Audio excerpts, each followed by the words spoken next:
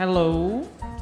We are going to start because you're running a bit late and we want our panelists to have all the time they need. So it's very nice to be here again. My name is Lais Garcia. I am the head of the Renewable Energy Division at the Ministry of Foreign Affairs of Brazil. And it's been great to follow the discussions here, and I welcome all our panelists. I'll pass the floor to Jim Spaeth. He's the chair of the Biofuture platform and also a DOE representative. Jim? Bom dia. I had the opportunity to speak yesterday. Some of you may have heard me, but it's a pleasure to be with you and just look forward to hearing from our panelists today. So I will keep my remarks short. Thank you. Each of our panelists are going to introduce themselves. So, Keith, please. Good morning. My name is Keith Kline, and I'm supporting the Biofuture initiative. And I'll be giving some remarks shortly, asking for your participation, thinking about what should we prioritize as we go forward. Thank you. Good morning, everyone. My name is André Valente. I'm head of sustainability at Raizen. For those who don't know, Raizen is the largest sugarcane ethanol producer in Brazil, with an operation that our sugarcane crushing capacity equals Thailand, roughly, sugarcane processing. So Raizen alone would be like a top 4 largest sugarcane processing country. So think of us as a huge lab for any initiative related to biofuels. Thank you very much. Pleasure to be here. André? Oh, sorry, João?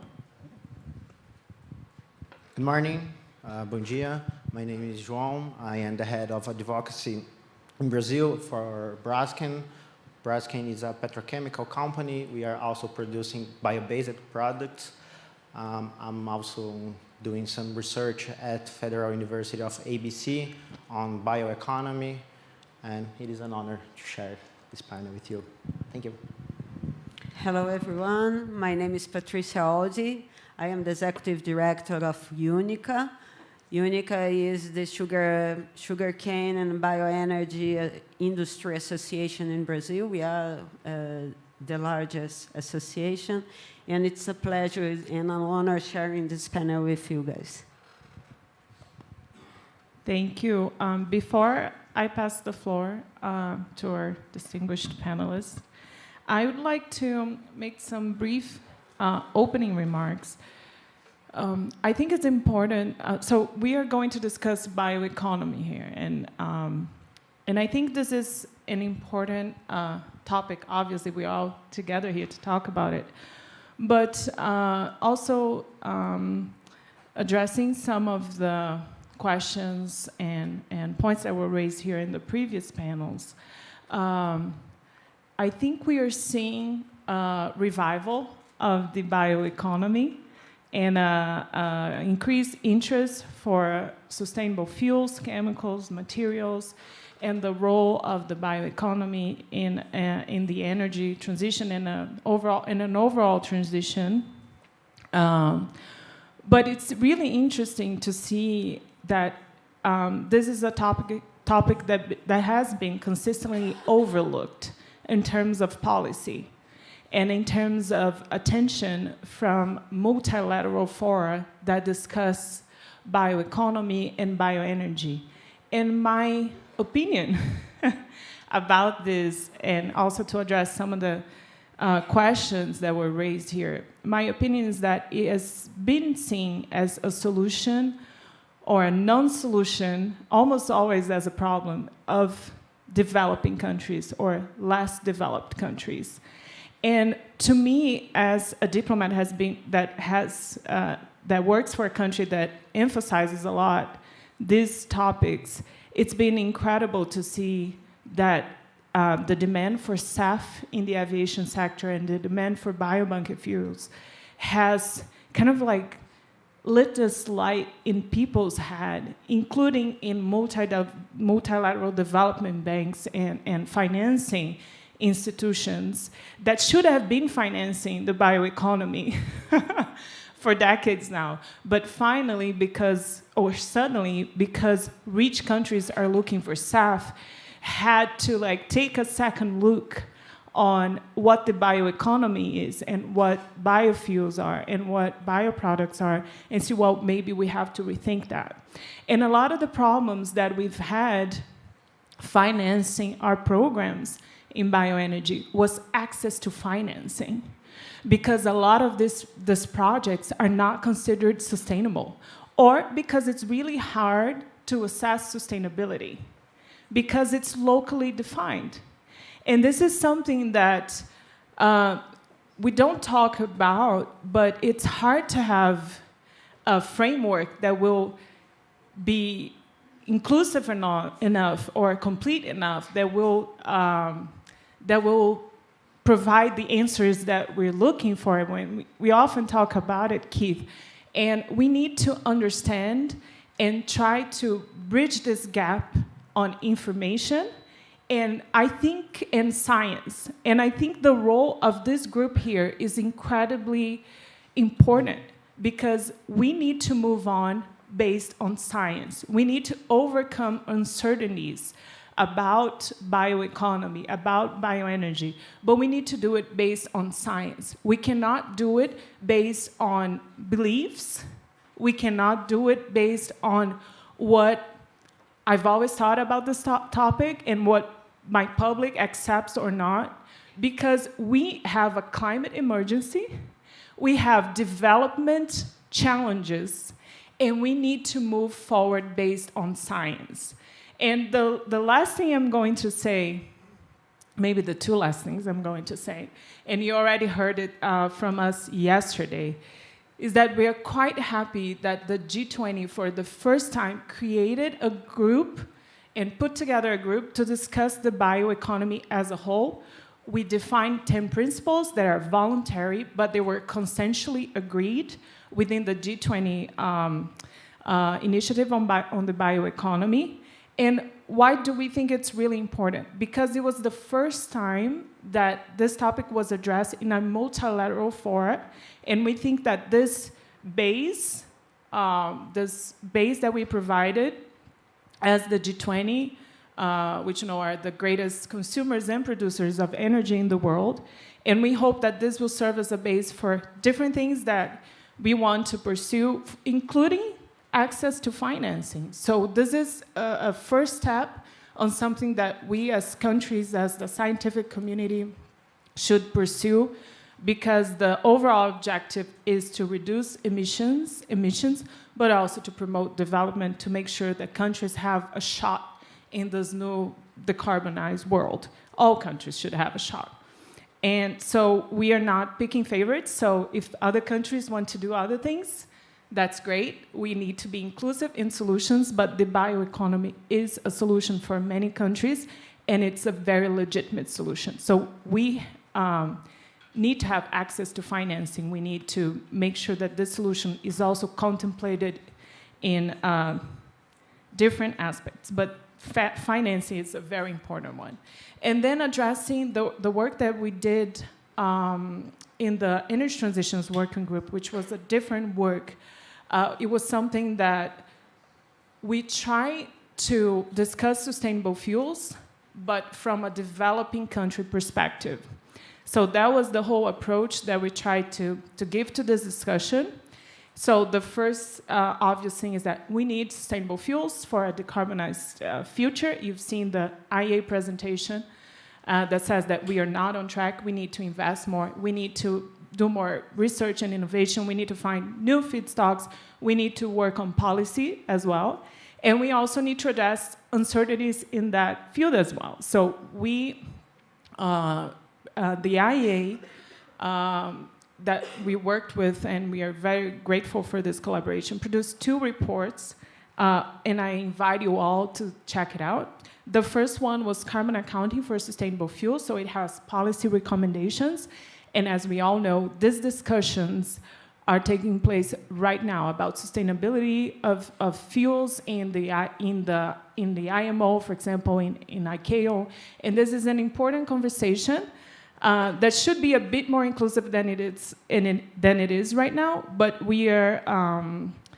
This also has implications for domestic policy. So I invite you all to take a look at this report. And the other one was towards common criteria for sustainable fuels. And it was also mentioned here in the IA presentation earlier. But the idea behind that is to address uncertainties so we can move forward based on science, based on facts, and try to do it the best way we can, and guarantee that the solutions are viable financially as well. So I will pass the floor to my friend Keith Kline. Each presenter will have 10 minutes, and then we'll ask some questions or raise some questions here. Thank you.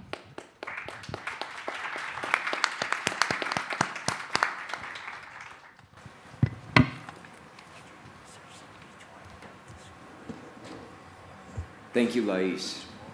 I had the pleasure of chatting a bit with Lais and Marlon last night, and I was reminded of why we're here. Why are we doing this? And it's for future generations. It's for our children and our grandchildren. We believe we can make a difference and leave them a better world. And I think that's really important. I try to remind myself, why am I speaking today? And I think that we can find a lot of agreement on the importance of leaving a world that's better for our children and grandchildren. So I need to acknowledge the great support from several people, not only Lais and Marlon and Ambassador Delago, and I should definitely call out our friend Renato Godinho, who helps launch the whole Biofuture platform initiative, 8 years ago maybe now, and before it became a clean energy ministerial initiative. Brazil has been a leader, and so thank you, Brazil. Brazil continues to be a leader, and we are very happy to support them. Jim and what we call the action team, Jerry Ostheimer, there are several people I'd like to acknowledge. The IEA team, Paulo Frankel and his group have been essential. André Rossi is here somewhere. Anyway, we have several people who have really helped make this a possibility. We're going to focus today on a brief review of what we've tried to do over the last year to forge consensus on biomass sustainability, availability, and governance, which is part of the core goal for the Biofuture initiative. The initiative wants input from stakeholders, so we have an industry arm that's been providing input, and we also have a civil society arm, the technical advisory group, that's been providing input. And through events like this, we seek input. So we're going to seek your input. The mission statement and our desired outcomes for this program, for this initiative, were developed with input from stakeholders and from our technical advisory group. And based on their recommendations, we have been trying to generate some results and some deliverables. I'm going to quickly try to share a few of those, but we do have on our website good practices for sustainable biomass production and use. Another way you might look at those is good practices to have very low risk or zero risk of negative indirect impacts and a high potential for positive land use change, beneficial land use change impacts. And there's no reason that bioenergy and sustainable biomass production and use by definition should always have positive effects across social, economic, and environmental variables. So we have guidelines for that. We've looked at tools that are available in insurance markets and in other tools, guidelines that help reduce risk for investors. And we've looked at stakeholder concerns and tried to identify strategies to address them. And these are products that have come out of input from people like you, stakeholders, that are telling us what's important going forward. For 2024, we had 4 priorities that we set out for ourselves that were approved by the members of the Biofuture Platform Initiative, the member countries. The first one was to try to start to address the question of, is there enough biomass? A few countries have done some good studies. A lot of countries have done some study, and we're trying to assemble the data that are available from all the different sources and put them in one place but also analyze them to understand what are the sustainability criteria behind the numbers, what is the global availability of sustainable biomass today and going forward in the future. That's an ongoing activity. It was prioritized, and we hope to continue to improve it over time and find partners that are willing to help us do that. So that was the first task. In summary, to save time, I'm going to say we set 4 goals and we've delivered on those 4 goals. The IEA reports have been mentioned several times. The carbon intensity and accounting, we had a series of workshops starting with one at IEA, and then a symposium and workshop in Belo Horizonte, hosted magnificently by Brazil. And then, of course, we had the high-level dialogue in Foz do Iguaçu. And we presented recommendations that came from the participants and the stakeholders in these events. I think those recommendations are useful, but we still have a lot of work to do to see them implemented. Finally, there's been a series of statements. Lais just mentioned the 10 principles that were agreed under the Global Initiative for Bioeconomy by the G20. We also have a statement that was developed by international institutions coordinated by our friends at GBEP, the Global Bioenergy Partnership, and statements from industry, the B20 statement, and a Turin statement that was associated with the G7. All these statements have been consensus-based. They've taken time to get the wording agreed to, and they all say similar things in terms of why can't we proceed to invest in managing our natural resources in a way that's more productive for everyone, that serves society in a sustainable way, and as a co-product, we're going to end up with biomass that we can use for fuels, chemicals, materials to meet human needs. And so I think that that's a very important goal to continue to push forward. Oops, I think I've gone. So we had, I think, a lot of good results that were shared at the G20 and CEM15. Some of these have been mentioned. I wanted to underscore the work of the IEA and of the Clean Energy Ministerial going forward with the Future Fuels Plan. I'm not going to have time to go into details. But the IEA did include this, and I wanted to just show again that there's several factors that influence carbon accounting and greenhouse gas emission accounting that are understood, manageable, verifiable. And then there's one outlier, which is, oops, I've gone one too many again, which is indirect effects. And that one, I think, merits some special attention to try to reach agreement on how to best address it. The report from the IEA recommends that we apply a risk-based approach. The recommendations from stakeholders said a risk-based approach might be okay, but we think better yet is an evidence-based approach that really looks at the cause and effect relationships and looks at both benefits and negative impacts and really helps evaluate actions that can focus on increasing benefits and eliminating the negative impacts. You can do that if you look at the evidence and the empirical data. And the bottom line is, if everyone is accountable for their land use and their land cover management, what some people call direct land use change, then there is no more indirect land use change, and that is the best solution. And that is one of the things that was underscored by the IEA and that we would like to continue promoting in terms of understanding and implementation going forward. I also recommended developing and testing some sort of a grading system. And this was an example, an illustrative example that they presented. And there's a couple of things about this example that I would like to emphasize. One is that it shows there's a range of greenhouse gas emissions for almost any technology pathway and any feedstock. And where we are today does not mean and should not mean that that's where we're going to be tomorrow. We want to move down and keep reducing those emissions, and there's a lot of potential to do so with the knowledge and technology we have today. So rather than setting thresholds that say you're in or you're out, the goal is to be inclusive with a system that measures your actual performance in a consistent and comparable way and promotes incentives to continually improve. That's what sustainability is all about. capacity for continual improvement.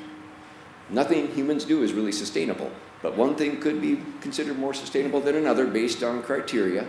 And when we look at those criteria, if they're measurable and verifiable, then we can work towards continual improvement with good monitoring and verification.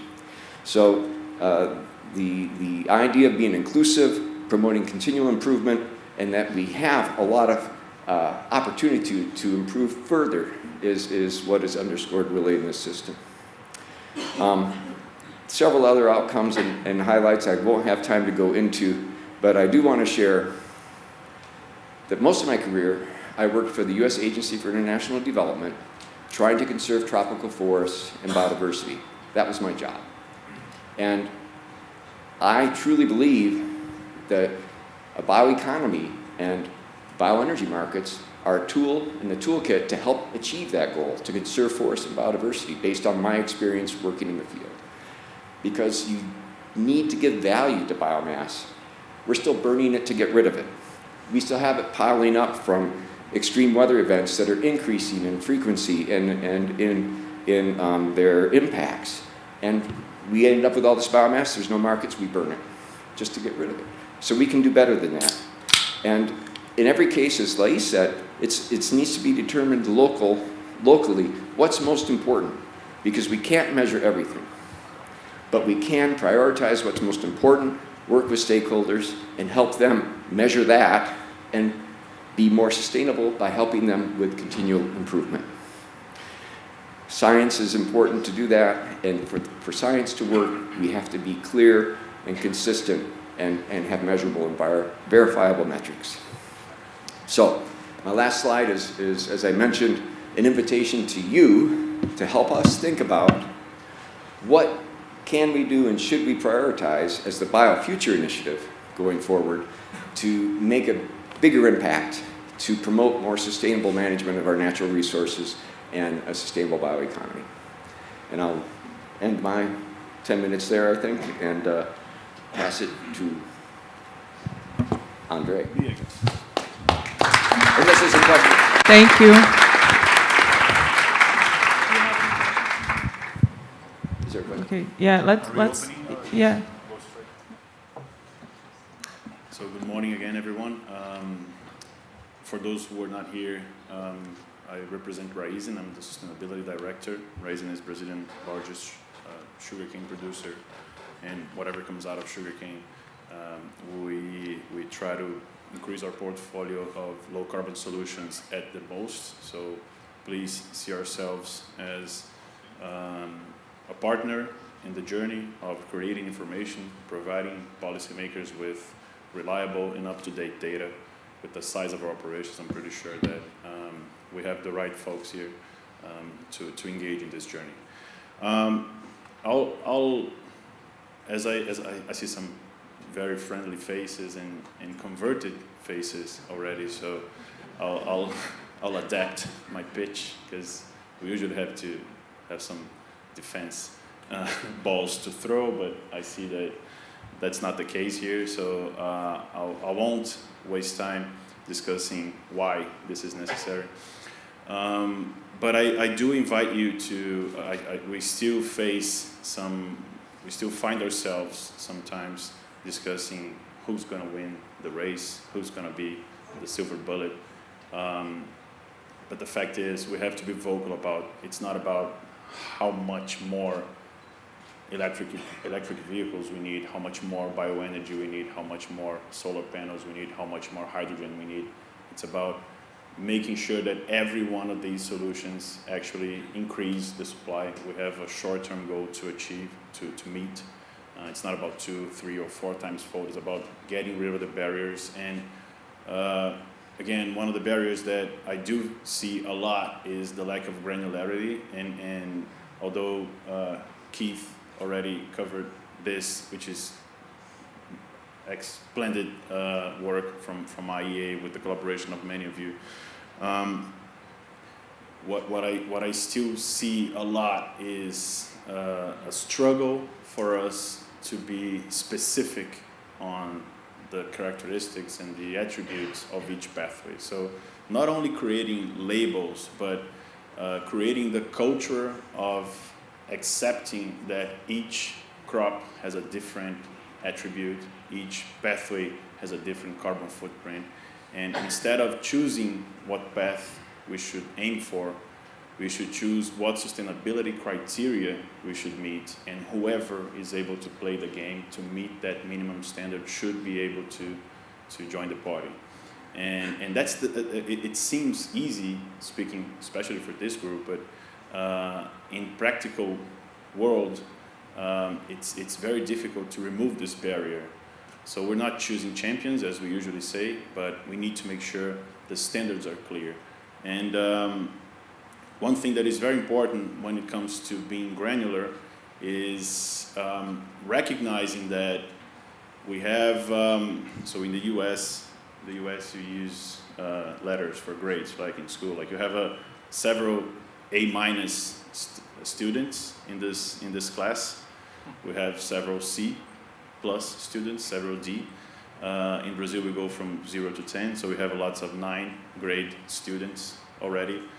The continuous improvement approach has one particular point of attention, which is making sure that whoever is a 9 doesn't get lost. This benefit, the studying and the process of getting to the 9 is not lost in translation, it's not lost in the way. We do have a measurement. Let's take soil carbon accumulation as an example. We do have a measurement problem to address, right? So we need to make this feasible, economically speaking, technically speaking. But there are several producers, several practices that are doing several regenerative agriculture practices at scale for literally decades. And something for us to account for when driving this path is getting down this road is how do we make sure whoever is already A- or 9 student doesn't get less recognition than who's a 3 or a D, and start making this investment, running this pathway from now onwards. I would say, as the largest sugarcane producer, that we are among the top students. This is a century-old practice that has been taking care of our soil in a very efficient way for a long time. Of course, we have something to improve, but again, anything that we can help on lending our land as a lab for us to make sure whatever comes out of this methodological approach from now on recognizes the level of impact that we are already causing. This is very important. We do have a lot to do, and this is something that Raizen, and I think I speak for everyone in the bioeconomy world, we urge this group to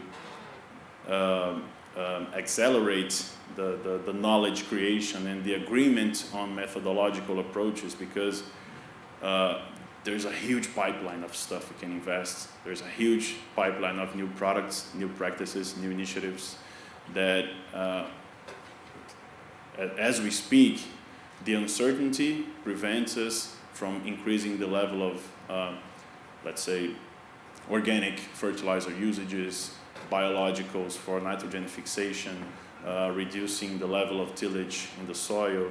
We're going for it. We've been doing this for a while, but we could do much more. And this uncertainty is bad for whatever we need to engage in. Another thing that touches a anxiety button is the whole I look discussion. I would say most of us, if not all of us, agree that it's a big burden, big uncertainty, lots of efforts on something that we don't feel as comfortable as we should. But we have to pay close attention to whatever happens after, let's say, a quantitative approach for iLook is left aside and we start looking at it from a risk-based approach. We need to have scientific evidence of who is the student, who is an actual low iLook risk, to be able to join the party, because there's a fear that if you get rid of the quantitative, the qualitative leaves too much margin for misinterpretation. So we need to get our heads on top of this issue, because and we will invest as much as we can, not only as a group, as an association, but also as an individual player, on providing academia and policymakers with enough data to make a reasonable decision. But science has to speak, as Lais said. It has to be a science-based approach and not a politically complex environment. And so we do have a menu of things to cover, and now I'm narrowing it down to sugarcane.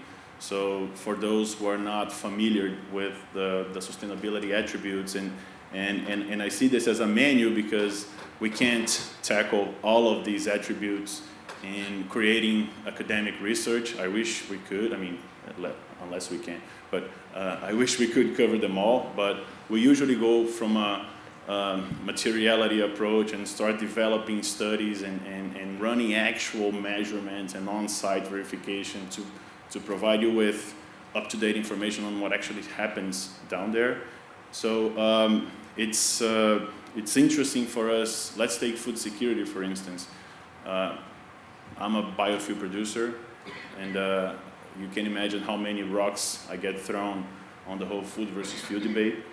This has to be more profound, more robust than just assuming producing biofuels from first generation, from energy crops will increase prices of food somewhere, will reduce the availability of food somewhere.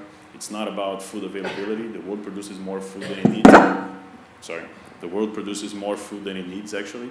It's about efficiency, it's about accessibility, it's about affordability, so it has to be a more complex discussion, and food versus fuel should be covered on a very detailed food security approach. And if you look at food security and look at what Brazil has, I would say we do have a good case of increasing social and economic environment through the bioeconomy. So putting a more detailed lens on this aspect is something that we should work on. Recognizing the carbon footprint, so the previous chart already shows sugarcane ethanol in a good position, and there's still a lot to do. Our carbon footprint roughly reduces 80%. Sugarcane first generation ethanol, conventional ethanol, reduces roughly 80% GHG emissions versus gasoline. And the two main offenders are diesel consumption and nitrogen usage. So no rocket science to reduce those.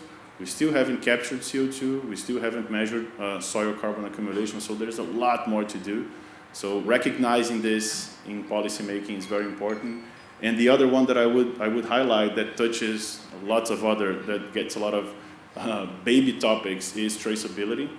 Not many people know as well that sugarcane is perishable, so you can't just store it. There's no trading, there's no indirect supply. There's the sugar itself, it starts fermenting, and you lose the efficiency if you harvest the sugarcane and don't process right away. So it's a logistics nightmare, but it's a passport for sustainability. We know the geo-reference for every single farm that supplies. You can't run a bioenergy product. By the way, we don't call it meal anymore, because meal is just the old view of sugarcane. It's a complex bioenergy park that produces up to 10 low-carbon products out of the same feedstock. So you can't run a bioenergy park if you don't know where the feedstock comes from. And it's not from a sustainability approach, it's from an operational approach. You can't have a huge line of trucks, you can't depend on someone on sugarcane prices to run a mill. So we know where it comes from, and this allows us to say that our feedstock is completely free of any deforestation. It allows us to assess the actual farm's qualifications. It allows us to assess every farmer. So Raizen purchases sugarcane from roughly 2,000 different independent farmers. We visit all of the properties. Raizen's employees enter the farms every year at least once and visit the farmers to see under which social and environmental practices they are running their operations. We enter the labor housings. We make sure they are using the PPEs that they need to. Not many people know that. Not many people can do that. So it's not about biofuels and human rights challenges, biofuels and deforestation. It's about each commodity, each pathway, and their own ability to prove sustainability attributes being met. So I invite all of you to join us in this journey of being more granular. It's a huge workload being granular, so it's much easier being very superficial, but we can't afford being superficial.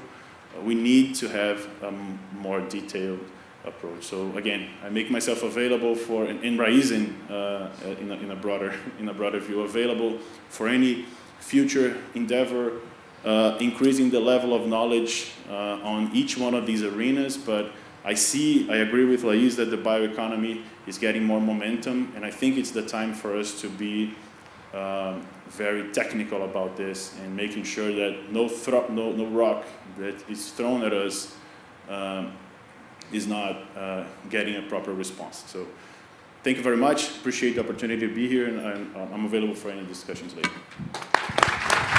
Thank you. João, Vicente.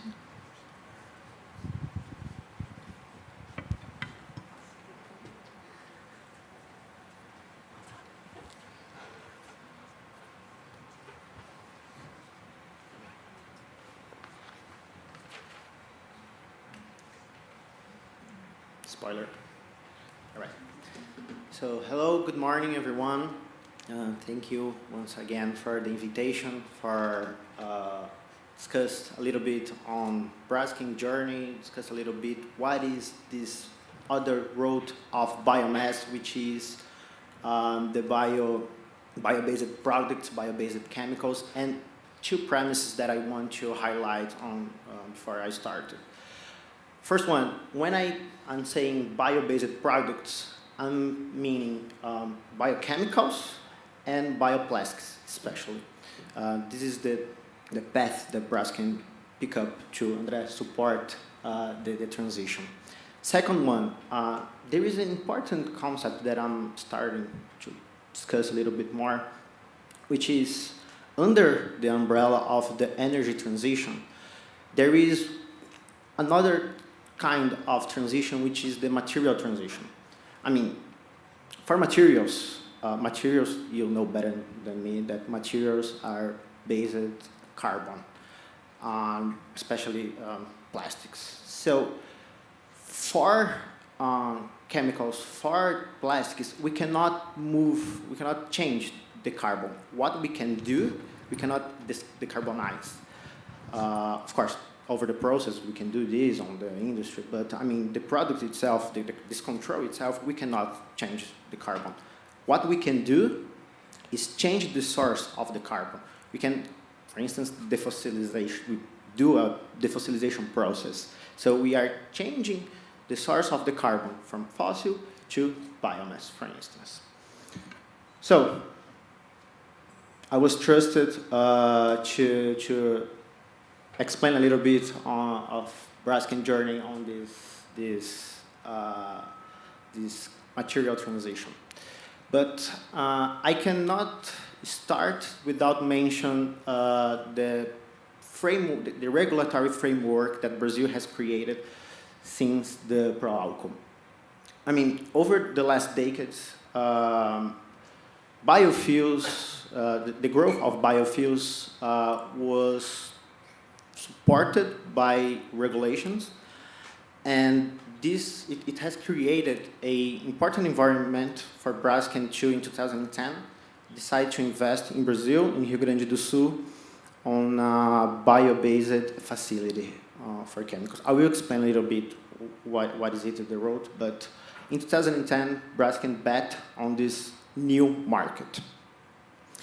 What I can say is that on the first years, as any new innovation, we struggle to sell the product, to convince the importance of.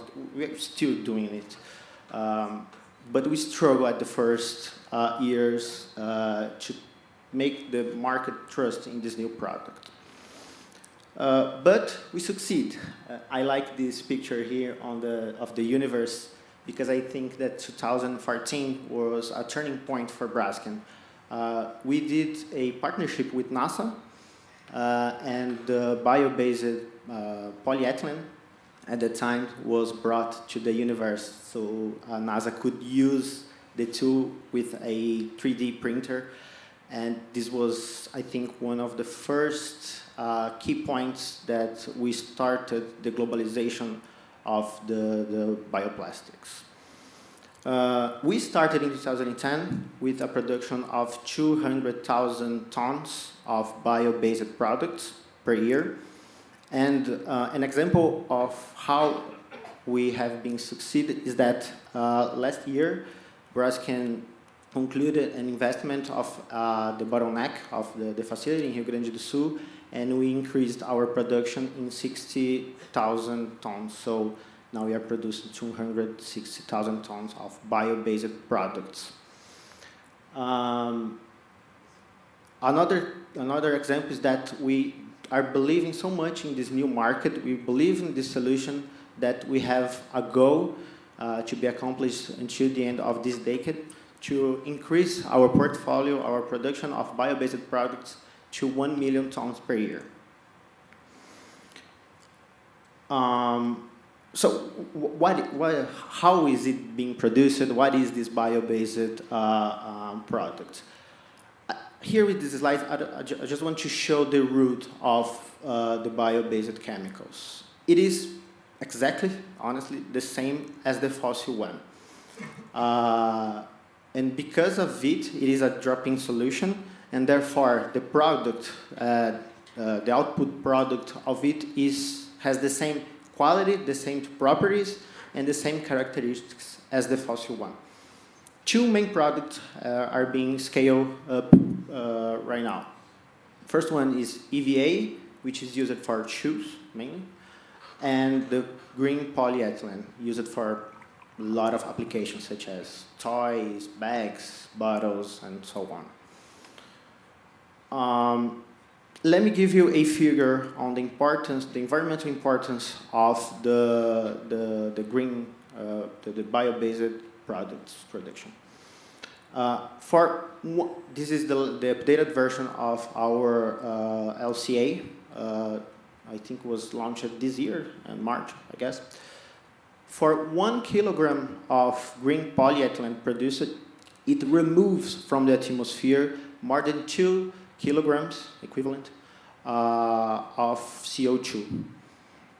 This is super important because, again, this is another route of the biomass production, the use of sustainable biomass. On fuels, you use in your car, for instance, and the carbon goes back to the atmosphere. But on products, there is a specific point.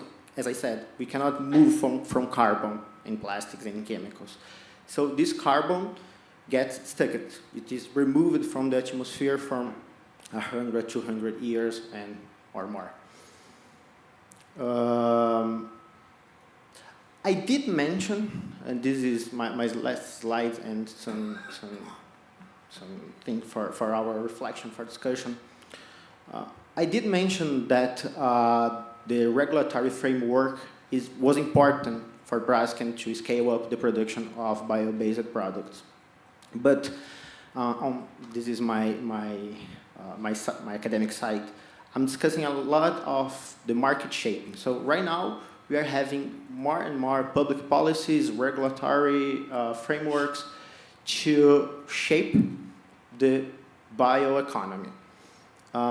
And because bio-based products has another route, but use the same, for instance, in Braskem, the same ethanol that you use in your car, it is used for Braskem to produce bioplastics. Because of it, it is even more now important that public policies, new regulations consider or harmonize the several routes of the biomass. I guess that's my last mention that I want to highlight with you. So André, this is how Braskem is trying to build a new future together with Raizen and Unica and the other colleagues. Thanks so much.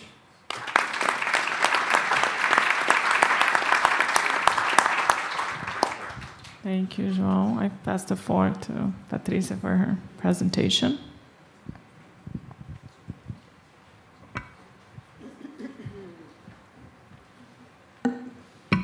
Hi. Now I have the challenge of capture your attention before my colleagues. They say such important things, and first of all, I like to highlight something that they mentioned before. First of all, that Lais mentioned is that we do need honest conversation based on science. There is no more time. The world needs, we live a climate emergency, and the world needs immediate initiatives to deal, to tackle with this problem. It's a question of survival. So thank you for this brilliant beginning, Lais. Then I like to highlight Kay saying that one of the priorities of biofuel platform is highlighting the international support. And we have to join efforts and to make our best in this path. Also, André, in his brilliant presentation, said that, well, we need affordability and we need accessibility to a fair energy transition. And this is what we have to keep in mind when we think and consider the vocation of each country, of each region, to defend their own technological path for this energy transition. And then this new frontier of bioproducts that João mentioned, see that it's possible, having other possibilities of our consumption and our production. And Braskem is doing their best. So I will highlight, and it's also difficult to talk to you, to those converted faces, but I think that it's important saying again who we are. And so, as I mentioned, we are the Brazilian Sugarcane and Bioenergy Association. We have office in São Paulo, Brasilia, US, and Europe. We represent almost 70% of our sugarcane and bioenergy products here in Brazil. And we are about 120 members, 20 mini industries here. Some important numbers that I like to highlight here. All this presentation will be with you guys, so please use this as an information. We had a record harvest last year, so Brazil produced 45 million tons of sugar. We are the first one producers and exporters. And this is important to highlight because I will mention before, after the question of food and fuel. So we are also the second ethanol producers in the world. We produced 35 billion liters in the last harvest. And also, we also produce, using this biomass, 21,000 gigawatts of energy. What does it represent?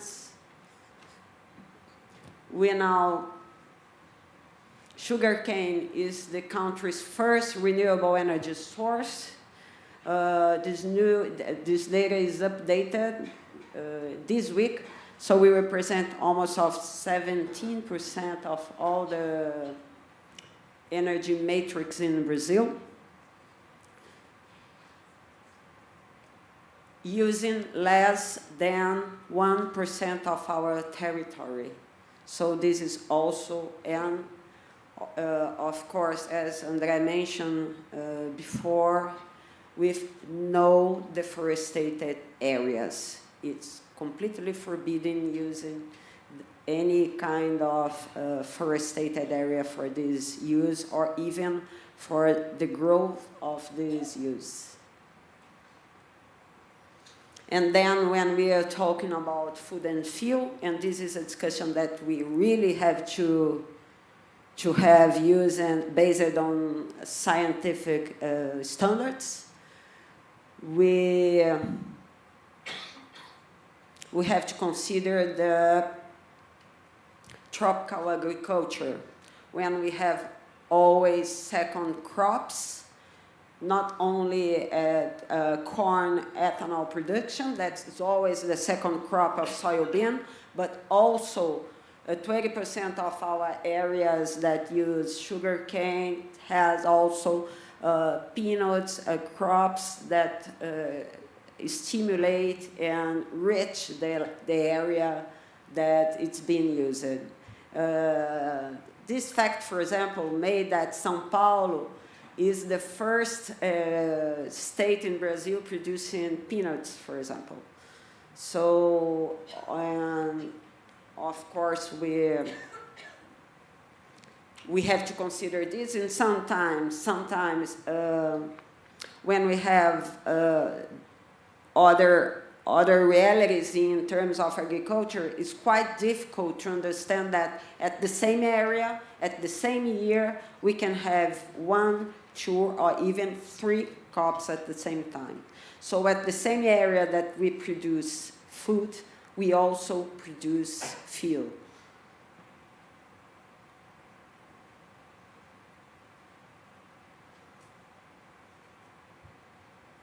Considering the socioeconomic development by sugarcane and corn, we can say that it always represents a lot of important employees, important jobs. More than 730,000 jobs were directly created by the industry, and more than 2 million are created, indirected jobs that were created.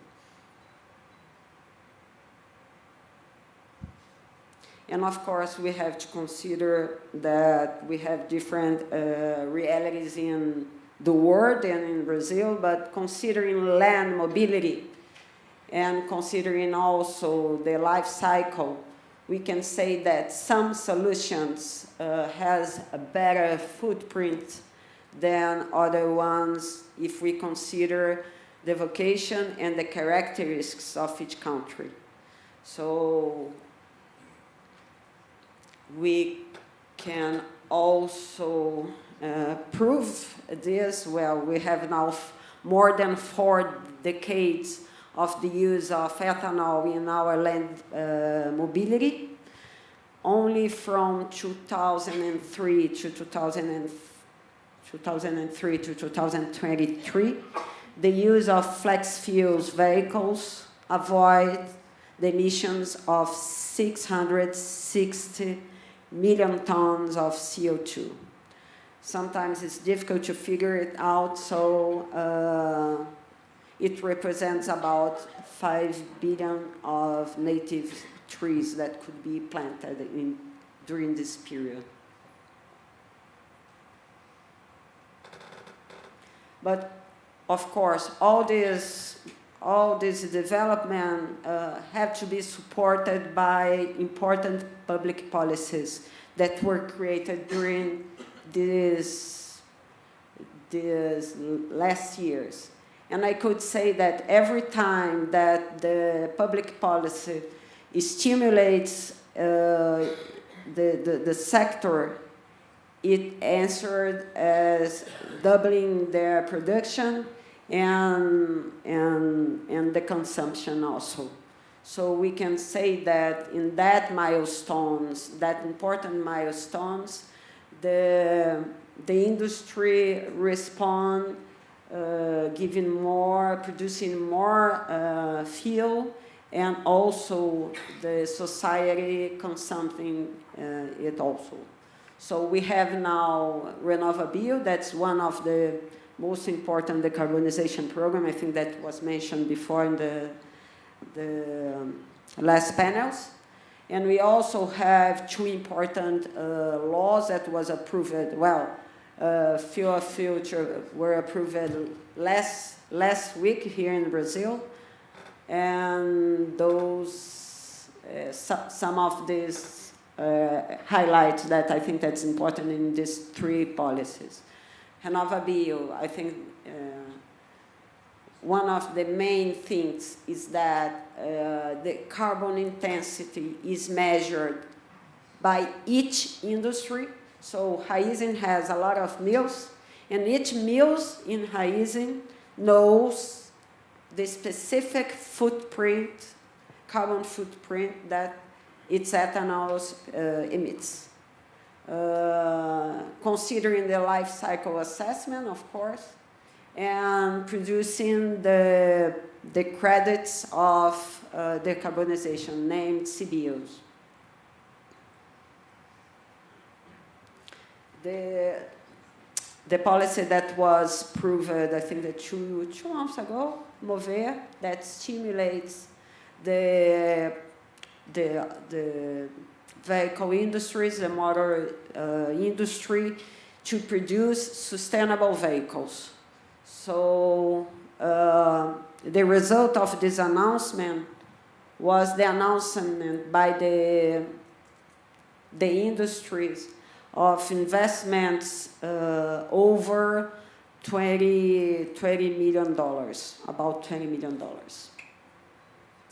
in sustainable vehicles that consider life cycle assessment.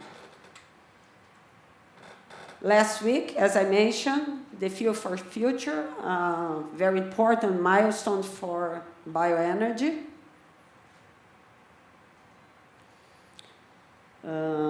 That simulates more ethanol, the scale of emissions with SAF and carbon capture and storage. Some highlights: creates legal framework for biomethane, SAF, biobunker, and biogas, and increases even more the blend, the ethanol blend in gasoline from 2007 today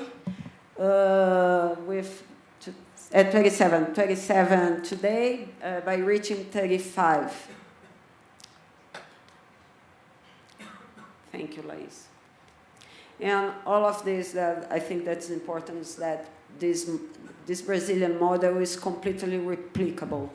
So we understand that in some countries from the south center of the world, we can also share our experience and our mistakes, what we did correctly during these 40 years, and trying to help them and find their own pathways of decarbonization. And now the future, as André has mentioned before also, we have SAF, we have the biobunker, the use of green hydrogen maybe being transported by ethanol. This is one of the possible technological pathways. And the biomethane that could replace diesel in some years. Well, that's it. Thank you very much.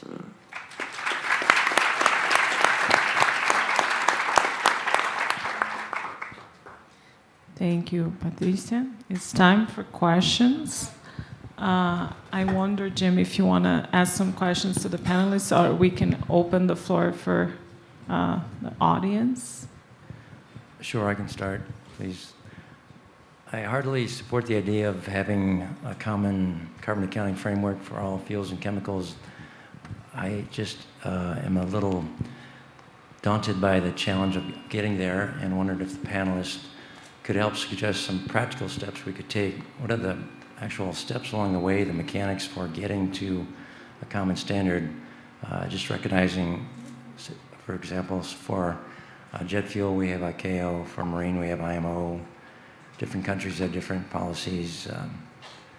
Hydrogen supposedly has 34, 35 different standards already. How do we bring in all these different fuels and hydrogen and chemicals and bioproducts into a common framework? I just asked for your ideas. Thank you. Anyway.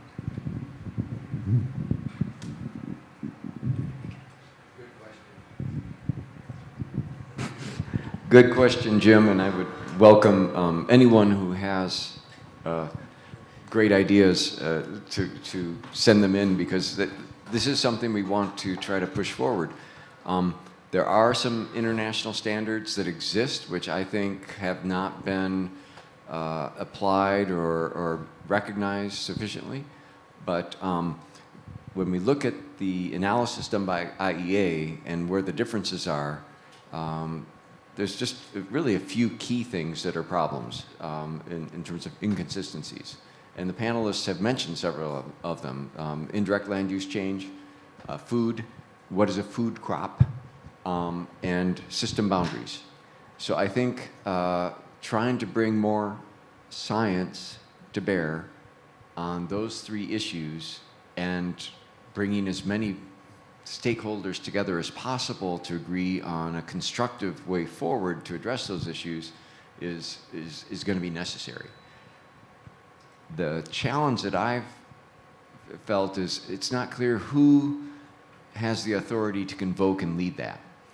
The stakeholders that we had united and discussing the issues in Belo Horizonte really felt the G20 could make a difference if they were to provide leadership on those specific issues and try to provide examples of ways forward that work. So if for the next G20 we can propose specific recommendations that help align on those three issues, I think that's one step we could take.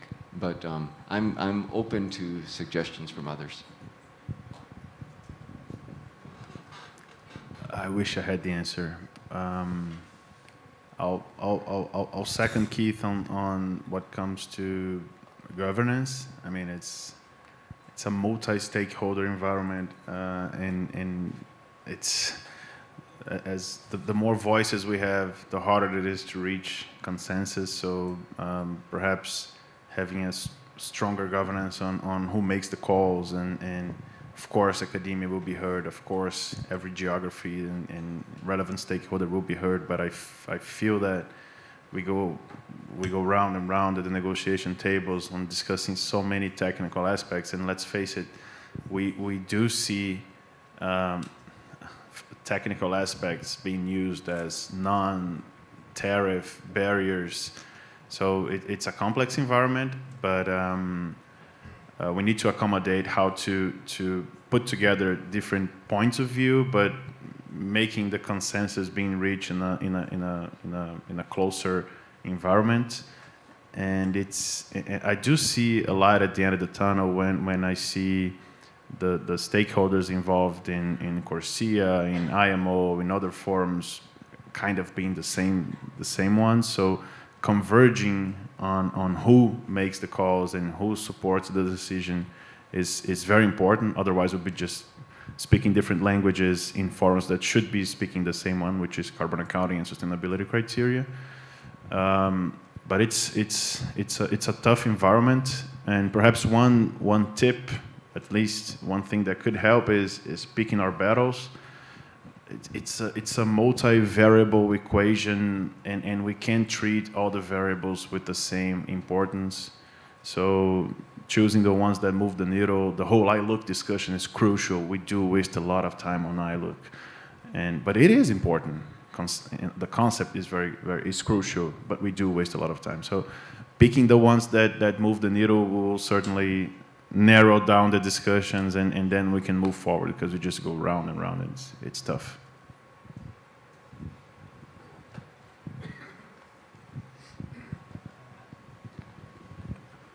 I don't have the answer, but we are facing a crucial moment on climate changing, on innovations being scaled up, and we still need science-based decisions. We still need science to decide what route are we picking up. So it's just another point that I want to bring, but I feel.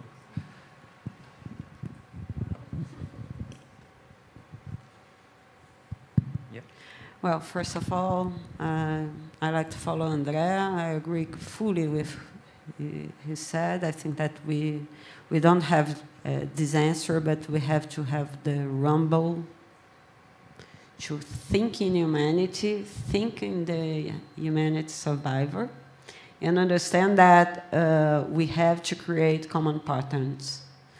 We sometimes as association or even as companies, we face different technical barriers that sometimes looks like commercial barriers that were reversed as technical ones to protect a specific market sometimes. And we have to understand that we live in urgency, and we have to create this kind of governance that deals with these different challenges, this world challenge, and understand that it's a question of climate change, it's a question of sustainability more than protecting some kind of market. So everything that we need, it's a governance that could deal with these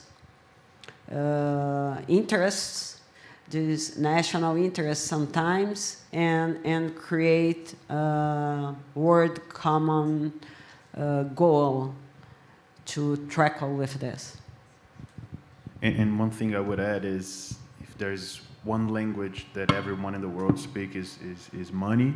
So everyone speaks dollars, and I usually see the discussion going for a very technical and sometimes biased approach, and no one is talking about how much this would cost. So bringing this to a cost-effective approach, dollar per ton of CO2 plus time frame, if we have a milestone to reach by 2030, and when we discuss strategy at Raizen, we use a future-back approach. So where do we want to be? And from that view, what do we need to do today? And if we use a future-back approach from 2030 milestones, half of the discussions we're having doesn't make any sense, because it's not going to help us achieving that goal. So separating discussions, what do we need to do to increase by twofold, threefold the availability of low-carbon solutions? What do investors, and I put myself as investor, someone who has to reach an FID decision on putting up a SAF plant or putting up a new second-generation ethanol plant or a biomethanol plant, every industry player has several business cases ready at their desks. It's not just Raizen. The business cases are there. They just don't add up. They just don't stand, because there's no carbon premium enough. There's no structured financing instruments. No one wants to take the risk of the off-taking. So those are the guys who should be making the decisions, because those are the guys who are putting theirs on the line. And so that's what I wanted to say when I mentioned reducing the number of stakeholders, because the ones that should be being heard are the ones that are actually making the investments and running the show. Of course, respecting whatever minimum criteria there are, but we should go future back and focus on that.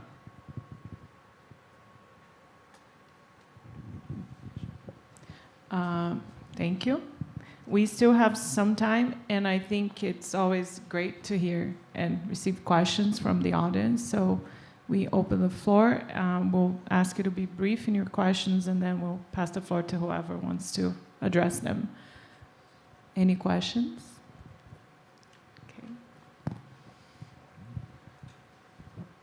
Thank you very much for a very interesting session. My name is Patricia. I'm from the Delft University of Technology.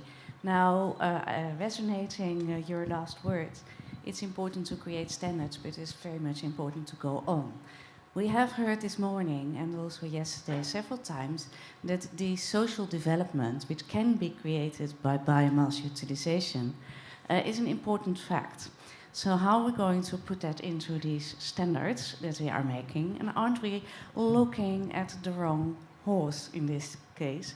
Shouldn't we just go ahead and include the stakeholders who could benefit from this technology as a foremost sort of thing? The other thing I would like to take into that equation is that it is shown that if you make the certification labels, that especially those who are the poorest receivers of the benefits of using the biomass, are losing out even more by the system of introducing that certification system. So how are we going to go about this? Well, I'll take the first topic on social accounting. I don't want to create a new concept, social accounting, but a new publication, a new article. But again, we don't want to bring more variables to the equation.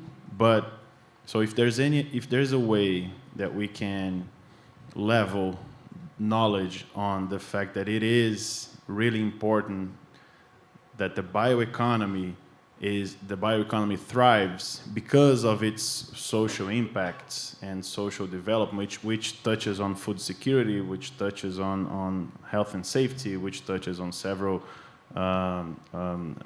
development goals, without having to quantify it. So that's the trap that I don't want us to fall into.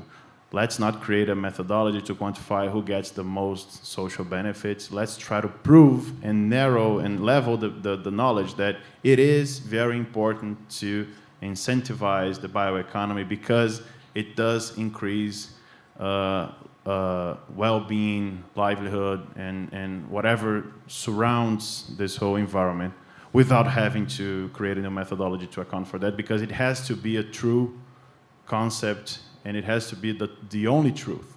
If we manage to reach that consensus, and that's a very good point, because the social aspects of the energy transition is barely covered.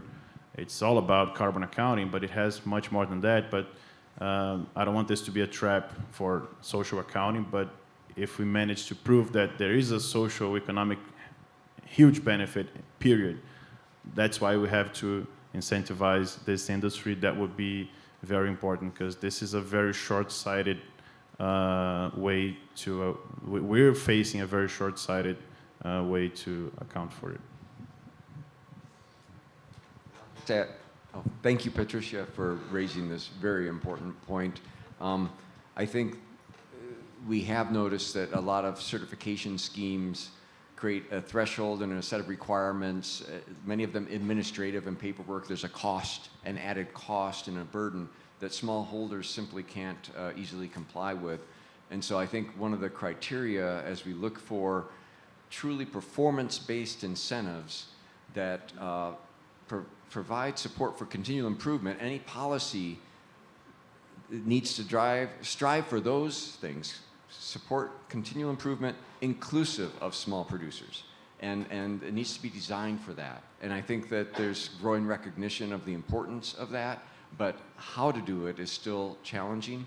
But this is a role for government policy and regulation, and I think Brazil has a lot of experience actually experimenting with different approaches for social inclusion, and we can learn from that.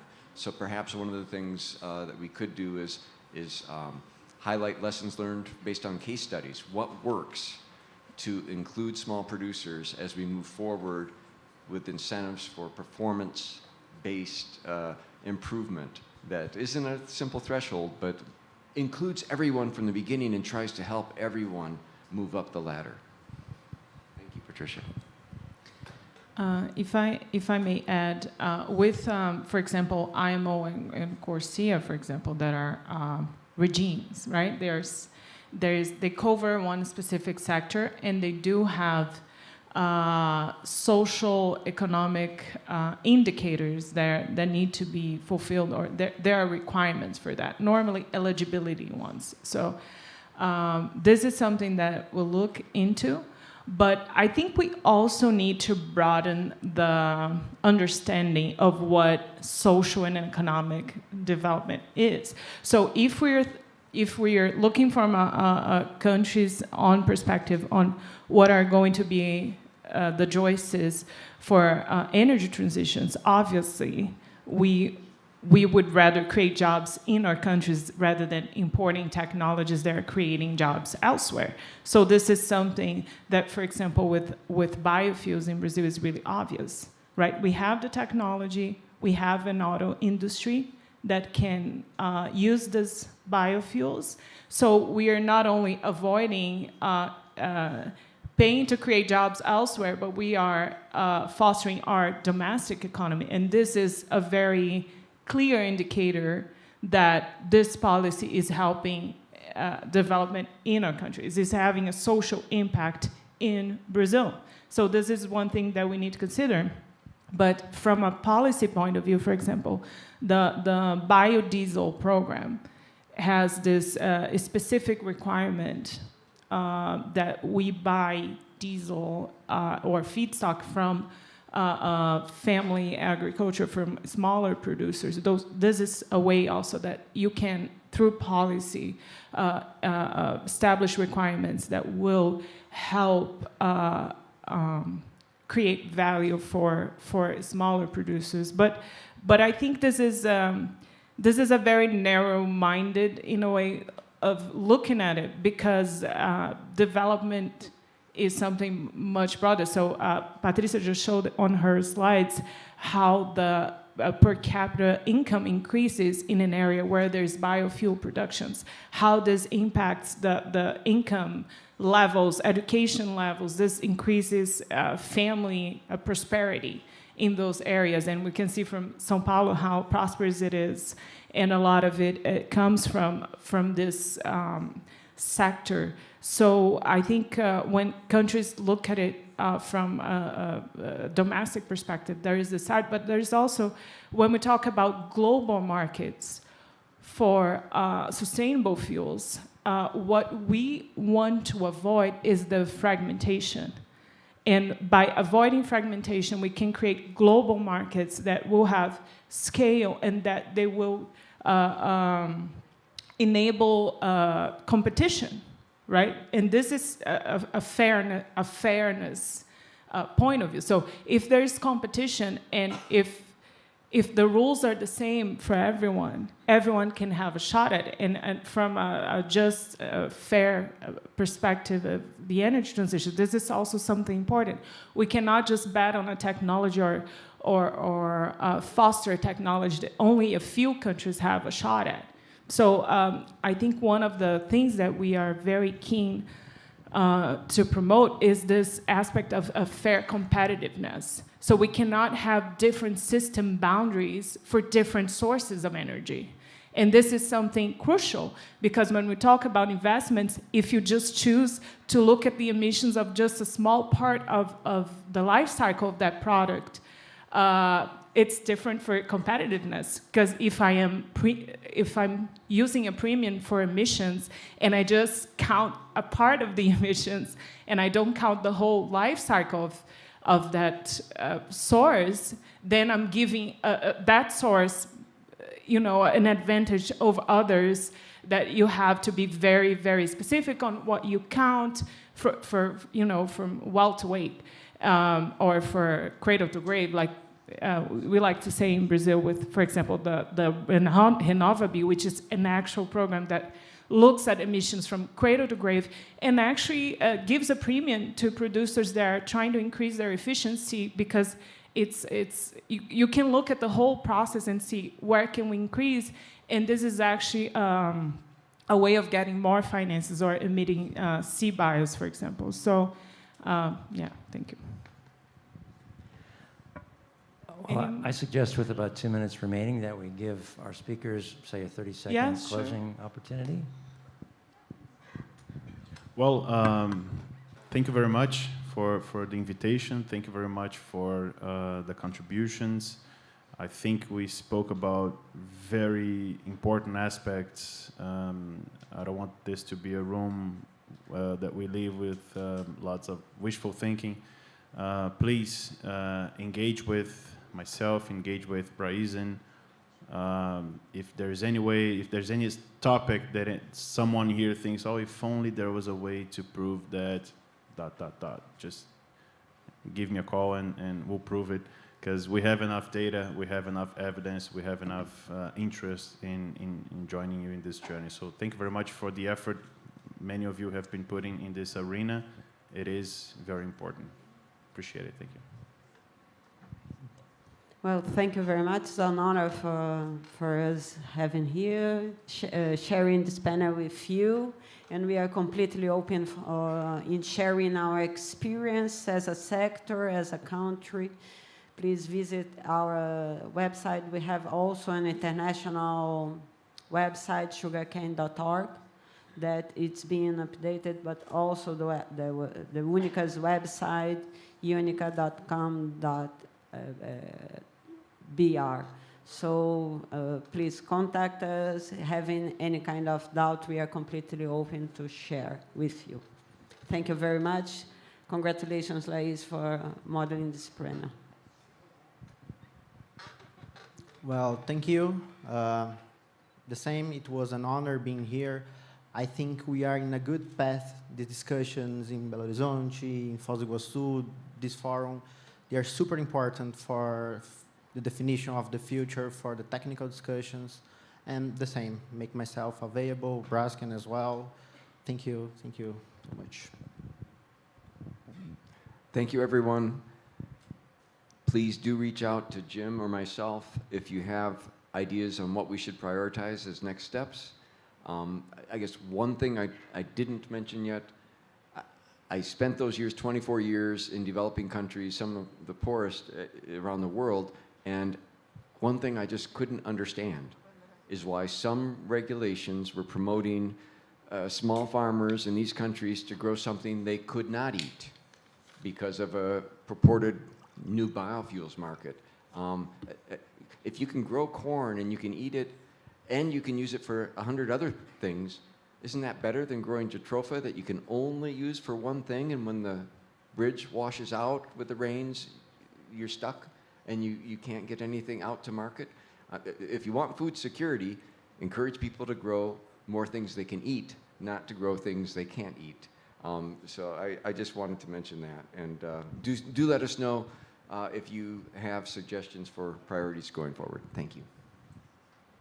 Thank you. I thank you all, the panelists, for being here. It was a great opportunity. And let's have lunch, I think.